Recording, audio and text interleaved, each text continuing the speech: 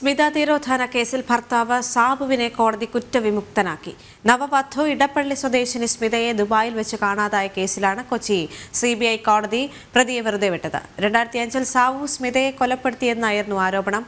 2006-ൽ Dubai police സ്മിതയുടെ മൃതദേഹം കണ്ടെത്തുകയായിരുന്നു.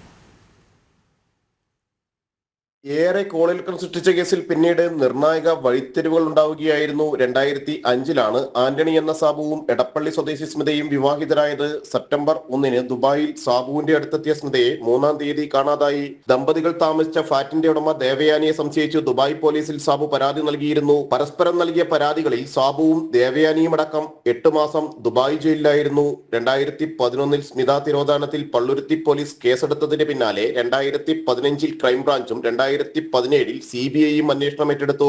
ദുബായിൽ നിന്ന് അമേരിക്കയിലേക്ക് പോയ സാബു തിരികെ വരുമ്പോൾ അറസ്റ്റിലാവുകയും ശാസ്ത്രീയ പരിശോധനകൾക്ക് അഹമ്മദാബാദിൽ CBI സംഘം എത്തിച്ച ദേവയാനി ആത്മഹത്യ ചെയ്യുകയും ചെയ്തിരുന്നു. ആരോപിക്കപ്പെടുന്നത് പോലെ 2005-ൽ സ്മിത കൊല്ലപ്പെട്ടിട്ടില്ലെന്നും 2006-ൽ മരണപ്പെട്ടുവെന്നുമായിരുന്നു ദുബായ് പോലീസിന്റെ കണ്ടെത്തൽ. 2020-ലാണ് സാബുവിനെതിരെ CBI കുറ്റപത്രം സമർപ്പിച്ചത്. 25ഓളം സാക്ഷികളെ വിസ്തരിച്ചു. പ്രതിക്ക് വേണ്ടി അഡ്വക്കേറ്റ് MJ സന്തോഷ് ഹാജരായി. പ്രതിയെ കുറ്റക്കാരനാക്കാവുന്ന തെളിവുകളൊന്നും കണ്ടെത്താനായില്ലെന്ന് കോടതി വിലയിരുത്തി. ജനം, കൊച്ചി.